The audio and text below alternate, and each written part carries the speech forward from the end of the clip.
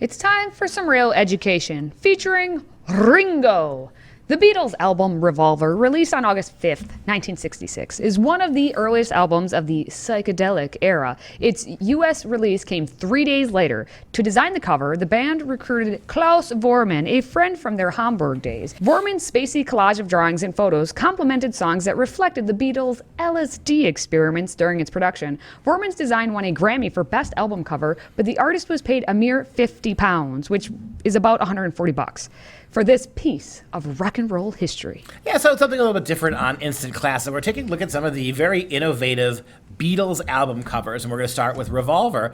You think about album covers up until the 60s, they were pretty bland affairs, and like everything else the Beatles did. Also, it's very interesting that Katie, when she mentioned the Beatles, she only mentioned Ringo. Ringo! All right, so that tells you something about what kind of a kid she is. The drummer. Shorter than everybody else. Sitting in the back while everybody else was in the front, least musically talented, right? There's a lot that says which Beatle you like. But this particular album cover is interesting because take a look at it. You have the hand-drawn pictures of Paul in the upper left and Ringo in the bottom left and George in the bottom right and John in the top right. And the only one who looks directly out at you is the piercing eyes of George Harrison. And you have these really funkadelic illustrations done with actual cutouts from various photography. Give us a little closer image of this, Mike. And you can sort of see the boys. There's, I believe, George in a pith helmet. There's John, and you can see the boys from various, the black cat on the right there. So it's very, you can imagine certainly how this in literally a year and a half, this was going to turn into Sgt. Pepper's Lonely Hearts Club Band and the frenetic nature of that album cover. But what I like about this is that it's very pop art, isn't it? You think about the album Revolver. Of all the Beatles albums, this is the one that perhaps most clearly stands between the early "Yeah, She Loves You, Yeah, Yeah, Yeah" stuff and the psychedelic stuff that was going to come, primarily Sgt. Pepper. So this is really a transitional album from them. And if you look at the songs on this, you've got songs like Taxman, a very conservative, one of the top 10 conservative songs ever written, where George Harrison is whining about how much taxes they pay. You've got Eleanor Rigby, right? Oh, poor Eleanor Rigby, Paul McCartney, right? Sitting alone by the fire.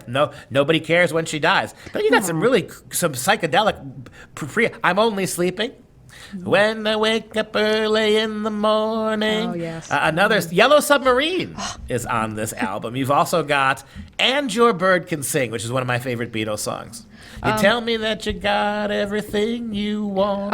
And your bird can sing, but you can't have me. Let's go back to Yellow Submarine. Yes. Who sings that one? Ringo. Although Ringo! I'm beginning to think that this must be a UK release, because in the American Revolver, that song does not appear until later in the catalog. So we're gonna remove Yellow Submarine for that. And but so you've got all these a whole host of songs. Got to Get You Into My Life with its brass, almost like something that Doris Day could have sung. So you've got this incredible range of songs on this album, and I think if you go back to the album cover again, you will see that. Look at the hair. The hair is grown out. This is really the first album cover that shows them with non-little Beatle bobs, where they've just let the hair go. They don't have the facial hair yet. That's coming in the next album. But this is right between She Loves You, Yeah, Yeah, Yeah, and so I think it's an interesting visual reminder of the evolving way the Beatles were heading.